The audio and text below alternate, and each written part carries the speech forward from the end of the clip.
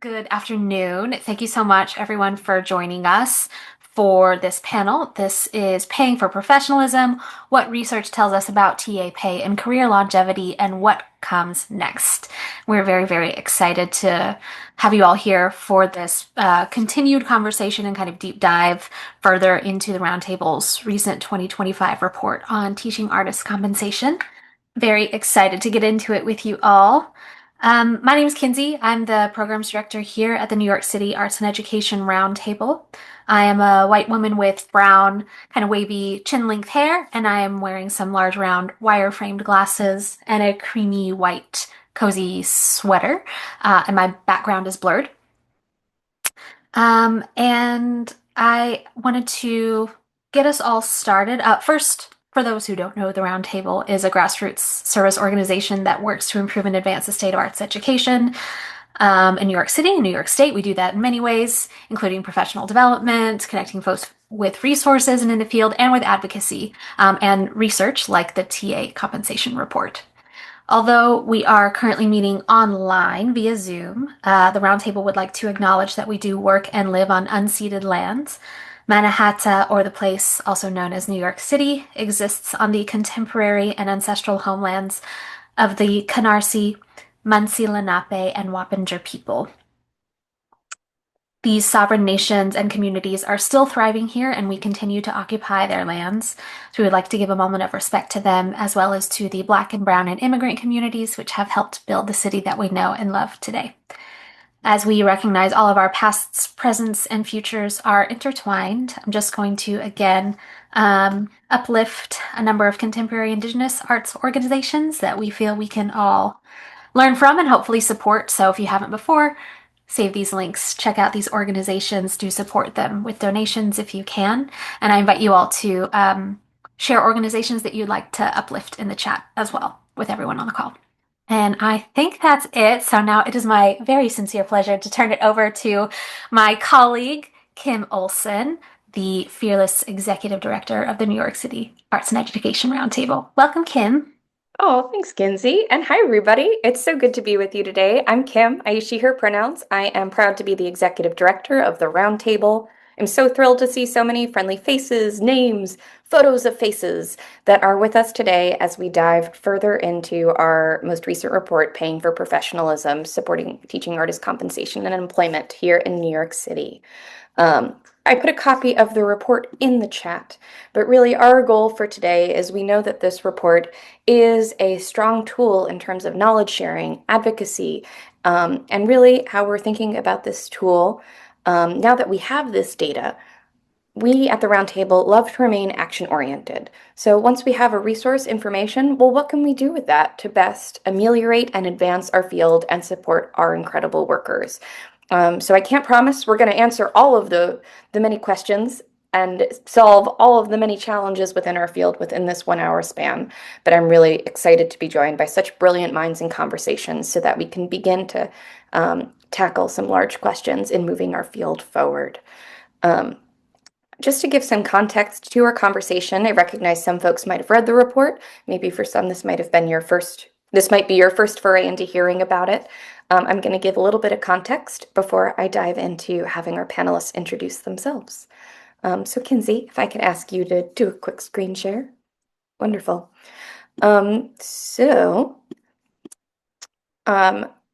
In July of last year, the Roundtable is really excited to publish our Paying for Professionalism report, which was really an 18th month endeavor that we embarked on in partnership with the brilliant researcher Gregory Udan, who is joining us on the call today. And it is, as the slide says, a comprehensive overview of the financial and employment landscape for teaching artists in New York City. The report explores the various aspects of teaching artist work, including compensation models, benefits, career sustainability, and challenges faced by these professionals. Let's go to the next slide. For some context, so as a service organization with now more than 33 years of work in the field. Serving and supporting our workforce is core to the work that we do. And really the spark of this report comes on the heels of several years of work in this field. So for some context, back in 2018, we released our first ever paying for professionalism report. Um, which I like to say was a group of teaching artists with a Google form and a dream. But we know that that actually ended up having a pretty huge impact on our field. It is in that report where we first learned that over half of the teaching artists surveyed earned less than $35,000 annually, well below what is considered the poverty line here in New York City. Um, Understanding at that juncture the precarities of this workforce, we then, of course, were hit with the pandemic, and the impact of COVID-19 had a tremendous impact on our workforce, where we saw that arts organizations experienced a 78% reduction in artist staffing between the months of March to June 2020, which represented about 2,100 artists. In that time, the Roundtable was appreciative of to be in a position to be able to host a relief fund, which actually ended up being the largest emergency relief fund for teaching artists in the country, where we regranted over $1 million to New York City-based TAs. But we found that our workforce needed more than just a Band-Aid in that situation. And how can we continue to leverage data and community and convening as a means of advancing our workforce? And so leveraging a 2022 data set from Portrait of a New York State Artist, which is a first of its kind demographic data set created by Creatives Rebuild New York. We use that as a launching off point to really dig into the idea of and better understand what do teaching artists compensation and employment practices look like in the now. And so that's what got us to let's go to the next slide. Our report. And so within that report, a few key findings around there being increased cost of living, despite there's being an increased cost of living, yet wages remain stagnant. You'll note that in 2023, TA median individual gross income being in that range of $35,000 to $50,000, which was consistent with what we found in 2018, despite there being a 28% increase in the cost of living. There being variable recognition of hidden labor, recognizing that teaching artist work isn't just the facilitation, but there are often uncompensated or undercompensated time that could be spent on essential tasks such as travel, materials prep, lesson planning, meetings, etc. Limited access to essential benefits. I think a huge surprise was just seeing the number that while 88% of teaching artists reported having health insurance, only 6% actually received it through an employer. And that employer could be in the arts or otherwise. And so realizing a really big need around medical insurance and retirement plans across the field. And of course, a final key finding is a need for sustainable multi-year funding, and that there are systemic challenges as it relates to reimbursement contracting, rigid government procedures that have a trickle-down impact on our workforce. Let's go to the next slide. We're not going to dive into the full report because I want to make sure we transition right over to conversation with our community. But as I shared earlier, the Roundtable is very interested in, well, how can we take this information and create change? And we realized that that isn't just any one group isn't going to be able to make change on their own, that it really has to be a field-wide effort. And so within the report, you can see further down, it's on page 40, but we have a series of recommendations in different buckets as it relates to teaching artists, employing organizations, arts service organizations like the Roundtable, philanthropy, the public, and government. We all have a role to play in advancing and supporting teaching artists in our community. And so that is also the genesis for our conversation today. I will share, I'm excited of coming off the heels of a city council hearing on our cultural affairs budget, where this report was actually cited by our friends in government as part of the questions and testimony that were given by our elected officials. So that was a really heartening thing to see happen in real time. And so we're hoping to continue along that vein. And so, with that, I'm going to toss it over to our panelists to each introduce themselves before I dive in with our first question. So, Greg, I'll toss it over to you, and then if you could toss it to the next person. Great. Hello, everyone. My name is Gregory Udan, or Greg Udan. I am a white Latino man with dark hair, and I have like a light beard going on. So I am an independent arts researcher who helped to create the report. I'm also a teaching artist myself in the dance arts. I will pass it over to Christine. Hi, sorry, it just took me a moment because I'm working on multiple screens today. My name is Christine Leahy. I use she, her pronouns. I'm a program director at the New York State Council on the Arts, where I manage the arts, education, and literature areas. I'll pass it over to Mary. Thanks, Christine. My name is Mary Sook. I am a fair-skinned Asian American woman with salt and pepper hair and wearing glasses in front of a red background. I am a teaching artist. I've been a teaching artist for going on 18 years, primarily in dance. And I'm going to pass this on to Courtney. Hi everyone, my name is Courtney J. Body. I am Vice President of Education and School Engagement at the New 42 New Victory Theater. My pronouns are she, her, and I am a light-skinned black woman with golden fro, natural hair, a nice set of frames that are opaque white, and a green fuzzy sweater with a blurred background. I think that's everybody on the panel, is that correct? That is it. All right, I'll Um, pass it back. so, um, well, I'm going to kick off with my first question. I also want to let our folks that are tuning in know if at any point you have a question, please feel free to put that in the chat. Kinsey will be gathering those for the end, or as I best I can. Maybe I'll uplift in the moment if it feels appropriate. But to start off, for all of our panelists, what was your biggest takeaway from this project? Maybe what surprised you, or rather, what didn't? I can go ahead and start. I mean, I think it was really difficult for the heterogeneity or like just how much spread there was. And I think that we tried to be as inclusive as possible, but even in our inclusivity, not every pay structure fit within the questions that we were asking. And there was just a lot of difficulty with like collecting the data with not just like the methods that people were getting paid, the methods that people were reporting taxes, like self-employment questions. So I think that was probably like wasn't necessarily surprising, but was like something that stood out as like the difficulty, especially with like the need for us to be able to document this, to be able to then advocate for the needs. Along those lines, something that surprised me actually was just the sheer number of teaching artists in NYC. And I know that was explained in the report as being reframed and the difficulty of even capturing that number, but also being very impressed by how many people are doing this work. This is Courtney. I would agree with actually both of these statements. I think the complexity of the ecosystem being able to be shared in a report and the data that was collected to be able to share that complexity was really exciting to me, and not surprising, but exciting. And the sheer number, I really thought it was a lower number, so it's really exciting to see how large a mass of a workforce we have at our fingertips here and in our city and beyond.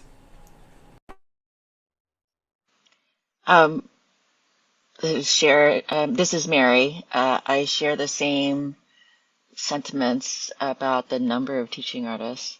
And I think I was most struck by the one of the key findings about limited access to health benefits. The fact that 88%, I'm heartened that 88% of our workforce has health benefits, but very disheartened by the fact that only 6% can access it through their employers. And then an additional concern for that 12% who don't have any coverage. So just the starkness of those figures. Yes, thanks all. I think also just to contextualize that health insurance number, I believe we found that that 12% that is lacking health insurance is slightly higher than what is found in the city, where I believe that percentage is about 9 to 10%. So not too far off, but still a difference that is there.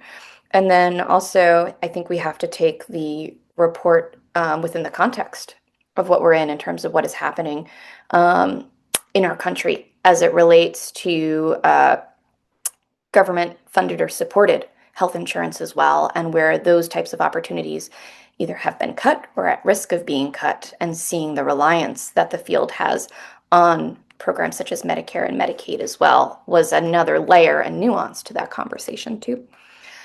So let's dive in even further. I'm going to put in the chat uplifting these items, several of which we shared visually in the couching presentation at the beginning. And so key findings from the report included really these top line items: increased cost of living and stagnant wages, variable recognition of hidden labor, limited access to benefits, inconsistent career advancement and wage growth, and need for sustainable multi-year funding.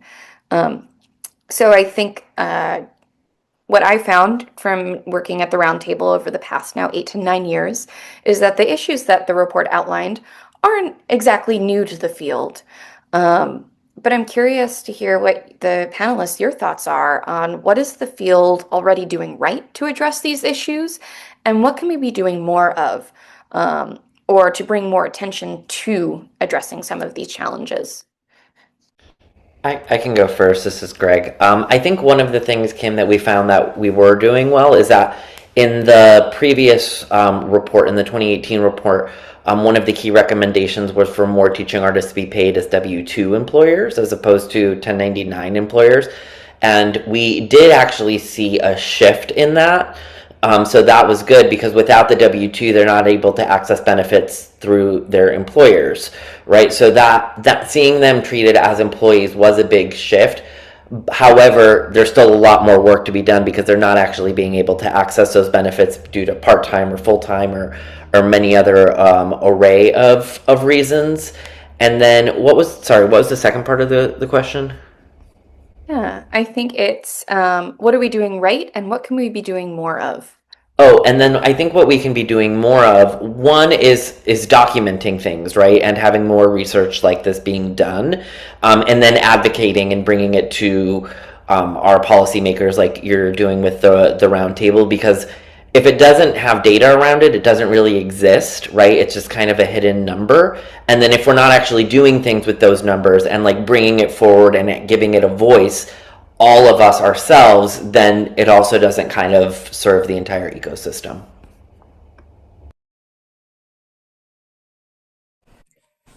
This is Courtney. I'm having a thought right now that I didn't pre-think. I feel as though each one of these are a thread and need and deserves that each one of them deserve their own time and attention. So if we look at this report as this is a comprehensive view, how do we actually dive into each one of these areas? I feel like on the organizational level, there's so much that we are trying to do internally within our institutions to be able to, one, help the people who are sort of the gatekeepers around the money and the financing and the fiscal responsibility of an organization, to help them even understand what, the value of this, why it's important to increase wages, why it's important to have them be on W-2s as opposed to 1099s, that it's actually about law compliance, like all of that sort of internal advocacy. This tool is so helpful for that. And there's so many of these different areas that actually need to be field focused. And sometimes I think it's hard to think internally and externally. So I'm wondering about, in terms of helping us do more, how do we sort of find someone or some place to start picking up the mantle for more nuanced data around each of these threads, so that we can continue to have conversations with our electeds, with each other, supporting each other, having like a version of a peer learning community around this, so that we can be sharing best practices or any practice that we're able to speak to wage increases and sort of trying to mirror or get close to cost of living versus focus on portable benefits or some sort of employee-based benefits, et cetera, et cetera, et cetera.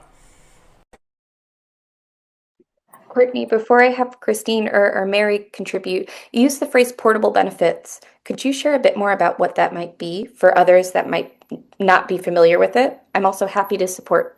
Yes, please. I'm going to Sure. try. But portable benefits means that instead of there being benefits that are only tied to you because of being working for one employer, the benefits follow the person.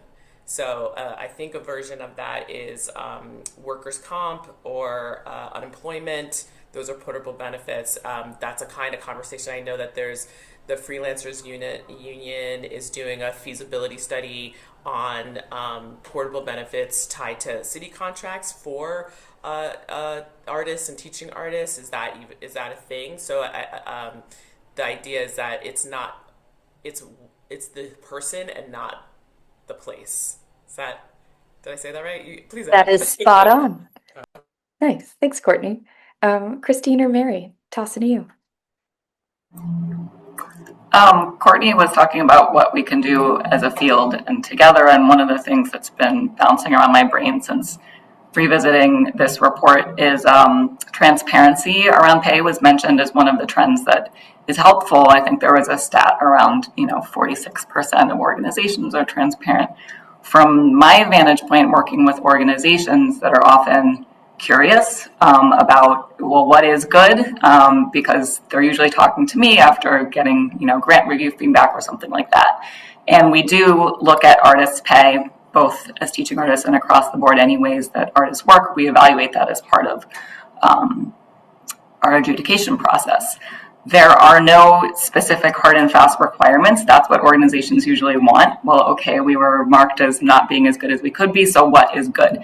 And we just can't give dollar amounts because there are too many different parameters for a statewide organization looking at, nonprofits of many different sizes, ages, disciplines, areas, etc. So there's things that we can do to point folks in the right direction, and one of them is like talk to your peers, see what a peer organization that you would consider comparable to you might be doing. But there really is a need for more benchmarking, so that people can look around and see what others are doing, what might be fair. So I think transparency is kind of a low-hanging fruit. It doesn't really require any, major anything from anyone, but not only what organizations are paying to their teaching artists, but what are the various factors that go into those schedules. So I think that's something that would have field-wide benefit. If it's already happening, but it could be happening more. This is Mary. I'm going to jump in. I think, Christine, I love the word curious. I think we can all become a bit more curious about each other beyond just the pay rate. I think we can open up as teaching artists, we can open up the conversations around what is hidden labor and what is fair in terms of being compensated for that hidden labor. And as well as sharing what are expenses like? That's the other end of it too. And sort of seeing just understanding on a kind of human level, what are the costs of being a teaching artist in New York? I think I really believe in the power of storytelling as an advocacy tool. And when we know somebody and we know the specifics of their life and what it takes to be in this field and to continue to be in this field, it makes a difference. We're no longer just a set of statistics, but we are a human being with a face and a life. And, there's a different sort of understanding of it. So I encourage my fellow teaching artists to try to open up these conversations and to use the report as a tool to begin that conversation. And I hope that there is a willingness, that's my wish, that there's a willingness to engage in the conversation at all levels, and to have some understanding that it is nuanced, it's context specific, it is complicated. Thanks, all. I think what I'm starting to hear are examples of action steps. And Mary, of what you're talking about, I can imagine from having been a teaching artist myself for over 10 years in New York City, I know how daunting it can be, given the power dynamics that might exist as an organization to open up a type of conversation like that when it is in the benefit for the benefit of everybody involved. Um, and I know that it can feel challenging. These are not small topics that we're talking about here. Um, that can sometimes feel too big or too systemic to actually address. But I'm curious for the group, like, what is one incremental change or action step that you feel is accessible to folks in our field on this call? We have a mix of teaching artists, organization leaders, managers within much larger institutions, smaller institutions. What's an action step that you think folks can take in our field to start to move the needle? And it can be an example of maybe something you've done that you found successful or something that's top of mind for you. So this is Greg. I can go first again. So I mean, I think also there's a comment in the chat about how like employers discourage this conversation and intimidate the artist, right?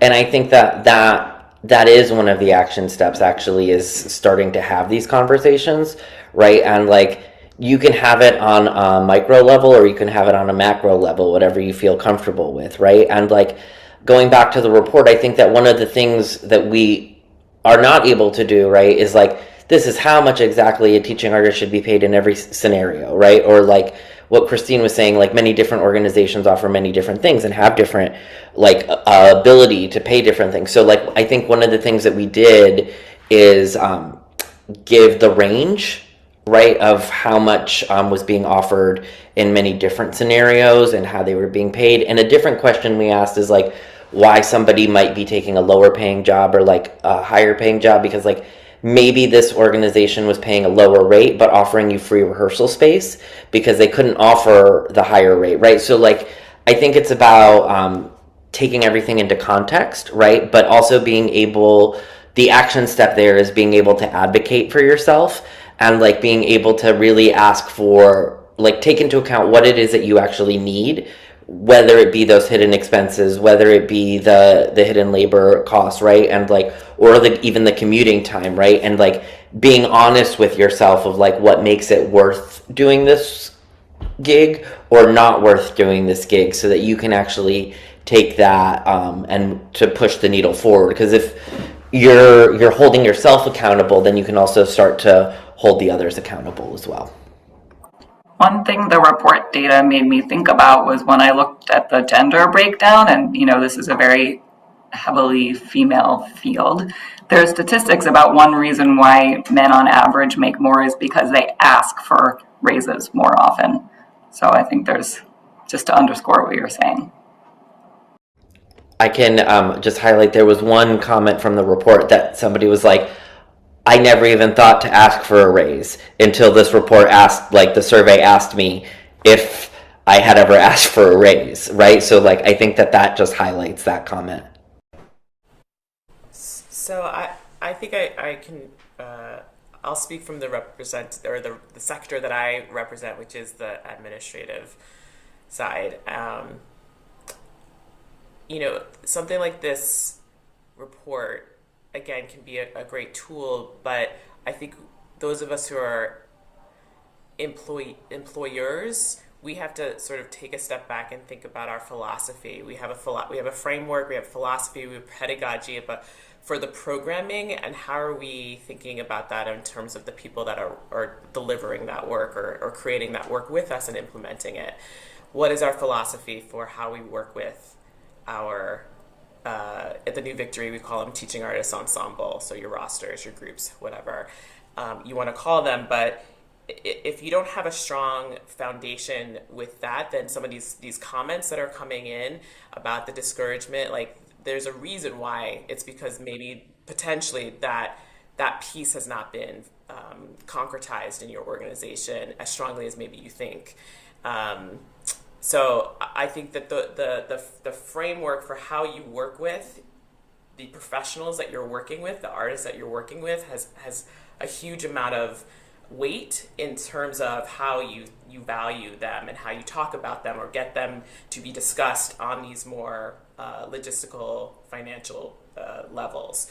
Something really transparently that we're struggling with in terms of these categories is definitely the benefits that we've been doing a feasibility study for different ways to make that happen at the employer level. And with every single turn, working with our HR team, working with outside consultants, working with teaching artists on a task force, we keep coming up to a stumbling block that is actually out of our control. It's less financial, but it becomes financial too, and that's really discouraging, and you feel like you should just give up, but you can't, so that's part of it, is like, where is the drive and who's involved in the conversations. So I have teaching artists talking to vice presidents of admins and the president and to me, and so we are in those conversations together and we're trying to push together. The other part for us that's been a real challenge is around the hidden costs around travel, that time it takes to travel. We have some programs that will pay them, but we don't have a universal policy, and it's really, really challenging for us from a financial perspective and a funding perspective. And so those are the kinds of conversations that we're having internally. And we can have those conversations because we set up an environment with which the teaching artists are a part of problem solving with us. So it's not, we'll work on this in the back room while you all are out in the field, and don't worry about it. It really has to be a full range of voices that are part of looking and tackling together. And then there are people who are going to obviously do the work on the ground more specifically, but we want that input. And I just wanted to also respond to something about surveys. We are constantly asking people to give us data and feedback, and are they getting paid for that time to be thoughtful and giving thoughtful responses. And that's something, honestly, that came up during the pandemic, and somebody from our cohort said, hey, you're asking us for a lot of information, including we were asking them about their health benefits and where they get that from. And that takes time, and that's time is money. Can this be considered part of our job? And so we've built that piece into our pay structure. So these are things that, if folks feel comfortable enough to bring something up, we have to be ready to listen. We may not always be able to say yes, but at least we've opened the door. And I don't know, I was going to make the metaphor about the folding table, but the folding table, the folding chair, like, make space for everybody to have this conversation, because that's the only way we're going to be able to move forward. I see the chat is popping off with different thoughts on the conversation. Mary, just want to give space if you have anything you'd like to add to this question before I go on to our next one. I just want to give an extra boost to what Courtney said, and about being in the conversation about it together.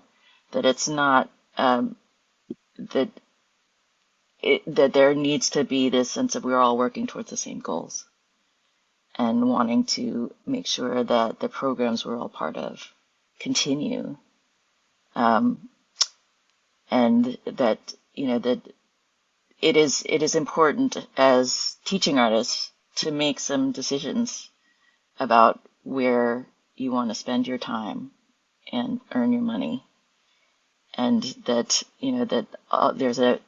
there has to be kind of some consideration around that too. I work for a number of different organizations, and when I look at why I'm with certain organizations longer than others, it does really point to several things. One is the philosophy, and another is the compensation, and a third is, am I heard? Am I listened to? Am I considered? Is my opinion important here? So all of those things I weigh when I think about joining an organization or staying with an organization for a long time. I also wear an admin hat. I'm a financial manager for a small not-for-profit, and so I understand the other side of it too. And again, I would encourage admins to, again, get curious about the people that you work with, and to learn a little bit more about what their lives are like. I don't manage a group of TAs, but the staff at the company where I work, I had a conversation with the staff about health benefits and their compensation, and it was really illuminating and gave me a kind of drive to want to do better, right? And I'm hearing what Courtney said about it. It's discouraging. It can feel discouraging, like you come up against these walls, but knowing that it's for people I care about, I want to find some solutions and actually try to work with people to find some solutions. I see also bubbling up in the chat conversation or how this is sparking for folks, sort of a reflection on survey design Monique shares. Sort of also, I think I see this echoed earlier in terms of how are we creating spaces, whether physically, virtually, survey wise, to be able to actually give space for people to have these types of conversations or share this input in a way that doesn't feel that in a way that feels they feel more safe or confident to share on their behalf. And then seeing, I think, some even action steps or tools as well from folks around. Maybe there's a tool around like questions that folks can a set of questions that folks can have as to help guide that conversation or guide how they're getting feedback, which I think is a really exciting and interesting thing to investigate. Let's see. I think what I'll do is I'll have maybe one last question before I turn it over to folks. Let me just do a quick time check. Yeah. Um, so I'm curious. We've covered a lot of ground. What opportunity do you see for this report to be useful or impactful across your different vantage points as you come to this work in the field? Are there effects you've already noticed or changes that you've already made? I also extend that to folks if you want to put in the chat too, if there's ways that maybe you've used the report so far to inform your own personal professional work. I'm not sure if this is a result of the report, but I was just checking out the Wage website, Working Artists in the Greater Economy, and they have a new contract tool that includes a template for teaching artists. They don't have a lot on teaching artists. They've done so much great stuff kind of in this vein, but coming out of a visual arts lens and expanding from there and working with organizations too. And I think they're a really, really great point of reference around this work and this effort, and I was heartened to see that they include teaching artists in that.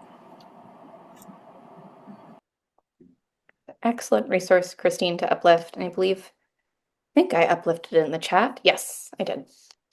We'll be sure to share that out afterwards as well. This is Greg. I think, Kim, you might be able to help me a little bit, but I remember there was another research report that kind of used this one as a base and kind of did more research on it.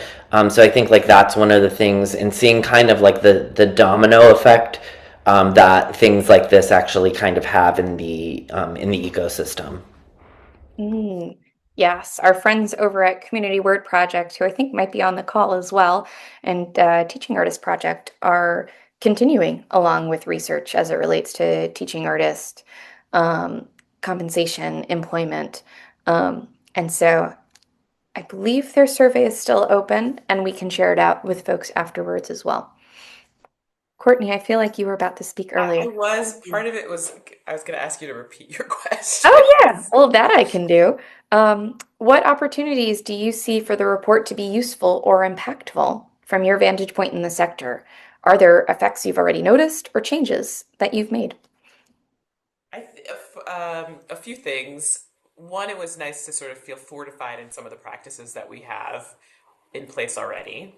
And it is a really effective tool for, again, other people who sort of are trust us enough to do what we have to do when we're doing our budgets and whatnot, but to have a better understanding internally about the workforce that we have at hand and then the context of under which they're working for this organization and across the city. I think there are a lot of people who really value what our teaching artists do, who have nothing to do with what they they're not involved directly, but they value it because they see it, but they're not necessarily taking it into context of the artists writ large or teaching artists specifically across the city. So this report, for people who love data, have been really, really jazzed about better understanding because they have this really concrete tool.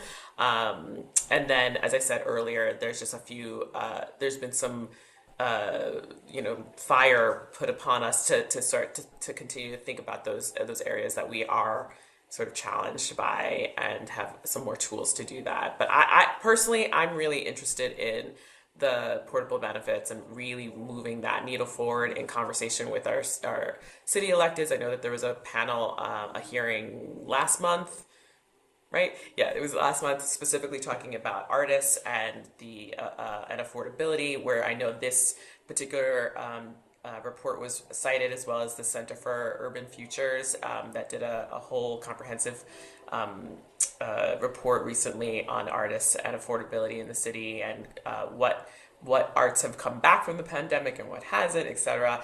And we had some representatives there talking specifically about that from the artist perspective. So I think we want to also create more opportunities, like Mary was talking about, the storytelling really from artists talking about what it's like to be an artist and have to keep shopping around, because even if you're a part of a union as a theater practitioner who might be in equity, you still are struggling with maintaining and meeting criteria to get benefits through a union versus through another type of employer versus the marketplace.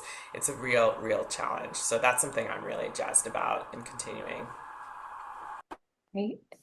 I am going to toss us over to our Q&A part just so we can get some any attendee questions that might be in the space. I have received some to start, but I ask if you have a question, please feel free to put it in the chat, to raise a physical hand or a virtual one, and we'll do our best to address a few of them in our time together. I'll start off with one that I got that says, at my workplace, we offer a flat payment rate for teaching artists per program. However, we have occasionally increased the rate for individuals who have been teaching with us year over year. We have also increased the rate when bringing in highly experienced artists to teach the programs. As a result, we've created an unbalanced or inequitable pay scale. How do we honor teaching artist experience and longevity while also ensuring we don't tip the scale so much that we can't maintain a standard of practice and yearly budget? I don't know how to answer that entirely, but I can share how we do at the New Victory. Um, so we have a baseline. We have a transparent pay structure for everybody. How we sort of think about it is the longer you work with us, the more opportunities for different kinds of work. Everybody sort of starts under the same program that happens to have the largest amount of work to offer, and then there are other specialities throughout the organization. So the baseline we pay by the workshop generally, or by the unit. So everybody starts at that level, and after going into your fourth or fifth season, so after 4 years, there's a tenured rate. So then that's it. So it's about longevity with our institution, regardless of where you start and come in. We also have leadership opportunities, so that's opportunity for more types of work, to work more closely with the staff on our enrichment team that is looking at the different aspects of our work, including how we're working with our team. So that there's also mentoring as part of that, and then we also sometimes have leadership program or project specific lead TA positions. So there's other opportunities for how we can continue to support growth within the institution and cycling in, because people's lives change as artists. Some people are really available one year and then they're not available another. So hopefully that feels like the ecosystem of artists and teaching artists works for the most part. I can't say that it's perfect. I will never say that. But those are some of the ways that we try to create some of that egalitarianness, even when we do have expertise. The other piece of the puzzle is that our teaching artists also help to design projects and design content. So that's another way that there's some opportunities for growth and leadership within the institution. I want to uplift a question, a comment in the chat maybe that speaks to this as well before I go on maybe to some of the other hands I see, where Juan notes that at his organization they not only have pay bands, which seems like maybe based on experience, we're naming training, standard, and expert, but they realized they didn't have protocol for advancement within these bands. And so I think also though what I'm just hearing, Courtney, from what you're saying, maybe what I've seen in the chat and what I found in the report is that transparency is key, is having it just even written down somewhere for folks to be able to have as a reference is a huge step forward in creating greater equity as well. With folks, I think we found that I'll have to find the exact statistic in terms of what percentage reported having that wage transparency, but overwhelmingly that was a call that we found from program participants or from survey respondents, I should say. Can I add to that? Oh, please go right ahead. Just to like share a little bit more detail about.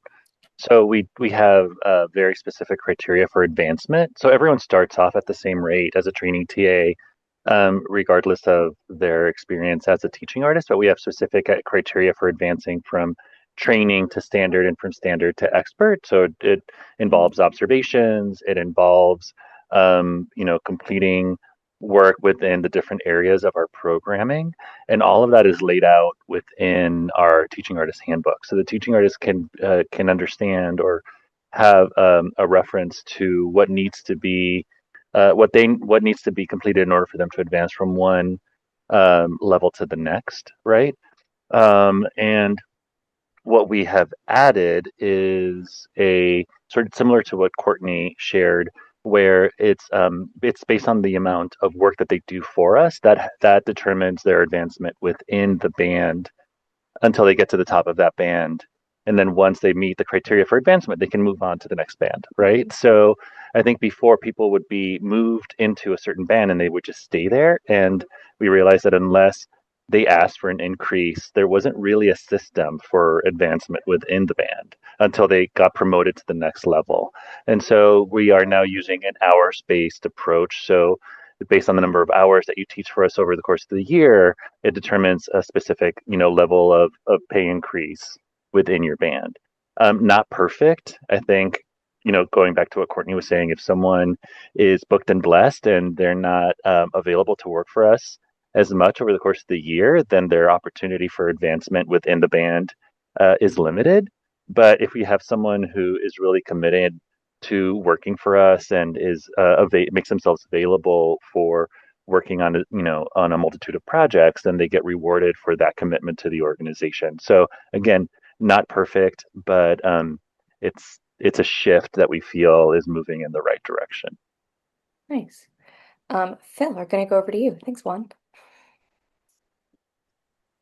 Thanks, everybody. Kim is, and I know quite a few of you on the call. And this is I'm a big supporter of this program, and as some of you know, I'm really advocating for transparency in this hiring process. I put a little note in the chat in terms of the idea of a tool of just just listing like the basic questions every teaching artist should ask about an organization, and the questions an organization should be prepared to ask. So it's not just the pay rate, but how are these specific hidden costs covered? How do you pay for training? How do you pay for planning? How do you pay for transportation? How do you pay for supplies, et cetera, et cetera? Are there other benefits that are not included? So nothing where it's not even benchmarking, though I agree with Christine. We definitely should be having benchmarks if we can. And I also believe that with this report, the Roundtable in New York City can be a big leader in the field in terms of kind of sharing this with our colleagues in other cities and states. And so one question I have for the panel, and maybe even Christine, is like, so Christine, like, what do you? Are you aware of other similar movements? Because I know you're in touch with the arts councils of most of the other states. And also another thing is in terms of this question of this tool of the basic questions. prospective employees of a teaching artist should ask, and also and what the questions that employers should be prepared to answer. Are you familiar with other similar tools or guidelines for that? So so happy to hear as much or as little as you can answer that today. Thank you. I'll say folks in the other states really like the Teaching Artists Guild pay rate calculator when it was being updated. They struggle in other state arts agencies. They struggle with the same thing about, it's not apples to apples in different parts of their states. And I would say in most other states, the rates are very, very different from what New York City teaching artists require. But it's definitely something that we're in conversation with those colleagues about, and also some of those practices at the end of the report, like what philanthropy should be doing.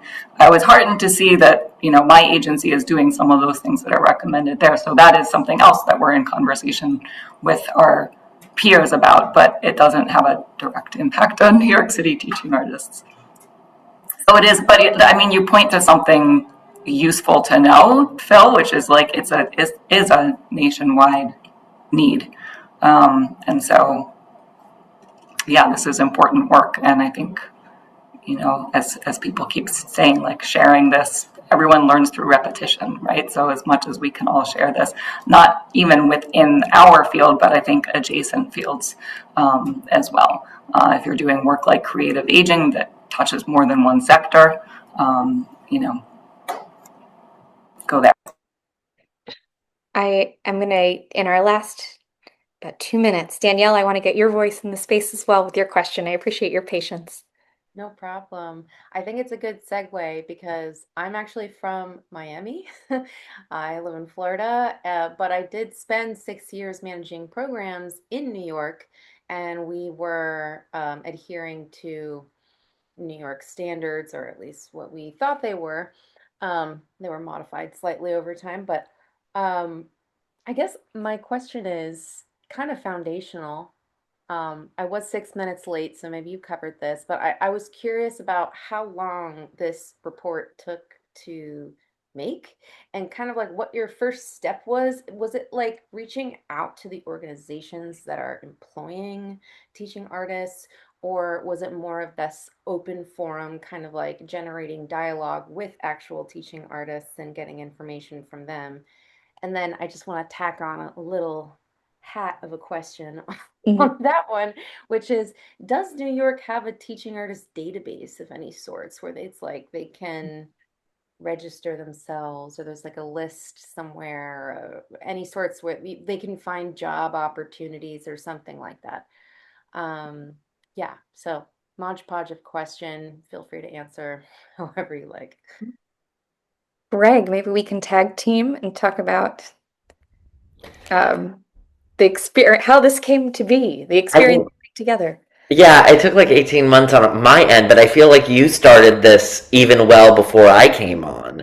Like, I think our first step was actually, or like my first step was we had the Creatives Rebuild New York data from COVID for New York State, as well as the data that the Roundtable had collected. So like I went back and kind of reanalyzed all of that, and then took that to like a build what questions, and then we went back and forth building the survey, and then we brought in teaching artists and administrators and kind of ran the surveys through them to make sure that we weren't missing anything, and kind of went through that whole process. But I feel like the ideation for this was even well before that. Oh yeah. So I would say, well, the actual like start point from where Greg, the research angel that he is, joined us to publish was about 18 months. Before that was probably about a year of conversation with different community stakeholders, including our Teaching Artist Affairs Committee. There was a lot of ideation and articulating of, well, what information do we want? What do we hope to see as outcomes by gathering this information? Conversation with arts organizations to see where information would be helpful for their practices as well. And so I think trying to have it be a community-rooted process throughout. I think to the latter question of teaching artist database. So it's interesting. At one point, there was a map of teaching artists that was hosted by Tag. I'm not quite sure where that has landed as the organization has transitioned. In other states, there are lists of teaching artists that the State Arts Council will hold, although I think there are pros and cons that come with that. Um, yeah, I think that's a really great thing, though, to be thinking on is in what ways can, I think on my end, I'm really interested in how can we bring visibility to this vital workforce. And the naming of teaching artists as part of the broader ecosystem here in New York, I think is absolutely critical. I will say there's nothing like this in Miami, Mhm. for sure. Um, in our last moment or so, just keep us action oriented. I'm going to have Kinsey, if you could throw up a Mentimeter and screen share that as a bit of an exit ticket. We'd love to for folks to share in the chat that have been with us for the past hour. What's one step that you plan to take, or one way you plan to use this conversation and the report in the near future? Um, while you do that, I do want to offer just a huge thank you to our incredible panelists, Mary, Greg, Christine, and Courtney. Thank you so much for taking your time and knowledge sharing with the group. There was also a question in the chat of where are their organizing efforts around this? And oh boy, do I have an organizing effort for you. Um, on Friday, the Roundtable is going to be launching the next phase of our It Starts with the Arts campaign, and it's very much informed by the research and findings here. So I put our campaign website in the chat, but one of the major things we're focusing on this year is addressing the cost of living crisis for our workforce. That includes the need for policy change around contract reform at the city level, launching insurance pilots, baselining funding so that there is money to support hiring in these jobs. So if you're New York City based, we hope you'll join us on the steps of City Hall. Mary's going to be one of our speakers there as well, so which we're very excited about. We'll be joined by the Freelancers Union, Center for an Urban Future as well. We'll be part of that. So we hope to see you there. In our last moment, I'll just uplift verbally for those that can't access some of the things that are coming through. I see advocate to my employing organization about improving wages, sharing with teaching artists, expand perspective widely. In my future leadership roles, as well as evaluation process, continuing to support TA visibility. I'd like to try and organize something in Miami, perhaps not a report, but forming a TA committee. Learn more about portable benefits and how to advocate for them. Continue the advocacy for benefits, a greater dialogue with TAs about our pay structure and incorporating their feedback before making changes. We will save this as well and share it as a potential roadmap for your action steps. But just a huge thank you, everybody, for joining us. We hope to see you on Friday. We'll save the chat as well and take some of those learnings there too, so that we can share that out with the group. And with that, have a wonderful Thursday. Stay warm, and we'll talk to you soon. Thanks all. Bye.